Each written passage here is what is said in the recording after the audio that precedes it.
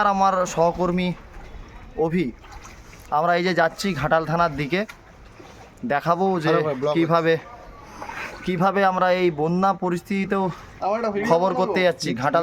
ঘাটাল থানার দিকে যাচ্ছি।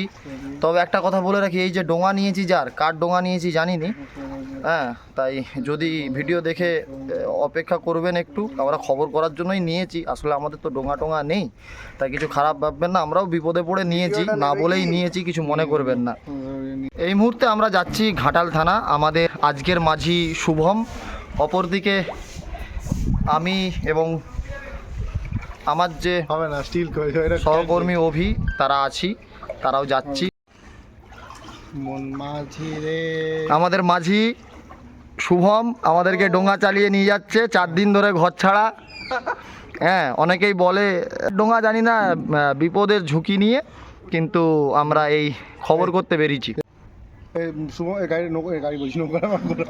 এবার অভিদা কি বলবে, এই যে লোকের এখন ডিঙি না ডোঙা যাই হোক নিয়ে আমরা কিন্তু খবর করতে এসেছি, কোনো অনুমতি নিইনি, তার নিয়ে চলে এসেছি। মানুষ অসুবিধায় পড়েছে, ঠিক আছে, তারাও ব্যবহার করছে, আমরাও তো এসেছি এখানে, হচ্ছে না, কাউকে চিনি না যদিও, তো কাউকে পেলাম না, পেলে অবশ্যই বলে আনতাম, যেহেতু পেলাম না নিয়ে এলাম, এটা অবশ্যই খারাপ জিনিস। কিন্তু সে আচমকা খুঁজবে আমার ডিঙি কোথায় গেল, সে তো অবাক হয়ে যাবে না। অভিযোগ কোথায় জানাবে? থানা তো জলের তলায়। থানা নিয়ে গেছে অন্য জায়গায়, কিন্তু এখানে তো আমরা চুরি করিনি অ্যাকচুয়ালি, মানে কি বলবো, কাজের জন্য নিয়ে এসেছি, ঘুরতেও নিয়ে আসিনি, কাজের জন্য এসেছি। আবার এক্ষুনি ফিরে যাও সামনেই।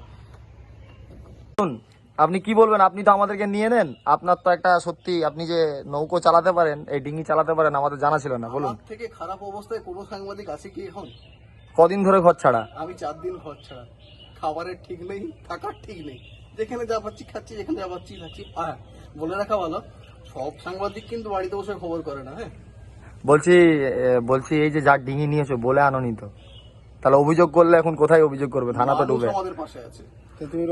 আমাদের আরেক সহকর্মী সুদূর মেদিনীপুর থেকে ঘাটাল থানা ছবি তোলার জন্য এখানে এসেছে, অতএব তার জন্য একটু ক্ষমা করে দেবেন, আমরা ডোঙা নিয়ে এসেছি। একটা জিনিস বলে রাখি, সামনে আর হাতে মাত্র 19টা দিন বাকি, তারপরেই বাঙালি কিন্তু শ্রেষ্ঠ উৎসব দুর্গা উৎসব। তার আগে কিন্তু ঘাটালবাসী এই জল যন্ত্রণা, এই জল কবে কমবে সেটা কিন্তু কোনো রকম কিন্তু অনুমান করা ছিল, এবং পাশাপাশি যে সাধারণ মানুষকে এই জল যন্ত্রণার মধ্য দিয়ে কিন্তু কাটাতে হচ্ছে, এবং আস্তে আস্তে অবস্থা যে উন্নতি হচ্ছে সেরকম দিকটা বলাই যাবে না। কারণ জল যেভাবে দেখাচ্ছে বিভিন্ন জায়গায় কিন্তু জলবন্দী হয়েছে সাধারণ মানুষ। পাশাপাশি শুধু জলবন্দী মানে একটা জিনিস বলে রাখি, ঘাটাল আসার 3টা রাস্তা রয়েছে। এক চন্দ্রকোনা দিয়ে আসা যায়, সেখানে কিন্তু বর্দা চৌকান সে রাজ্য সড়ক জলমগ্ন রয়েছে। এপাশে কেশপুর নারাজল আসতে গেলে সেখানেও কিন্তু সামাট এলাকা, রামগড় চাথার, সেখানেও জলমগ্ন, এবং পাশাপাশি যদি কেউ পাঁশকুড়া রাতুলিয়া হয়ে ঘুরে আসতে যায় মেচুগ্রাম হয়ে, সেখানেও কিন্তু ইতিমধ্যে যে খবর পাচ্ছি, রাতুলিয়া যে বাজার সেই এলাকায় কিন্তু ন্যাশনাল হাইওয়ে দুধারে কিন্তু জলমগ্ন। এবং পিছনে দেখতেই পাচ্ছি এই যে ঘাটাল থানা, আমি এখানে রয়েছি, সেখানে প্রায় আমার 1 বুক জল রয়েছে। এখানের মধ্যে কিন্তু যারা রয়েছে প্রত্যেকে পার্শ্ববর্তী এলাকার সাধারণ মানুষ, তারা কিন্তু জলের মধ্যে দিয়ে যাতায়াত করছে, যাদের নৌকা বা ডিঙি নেই।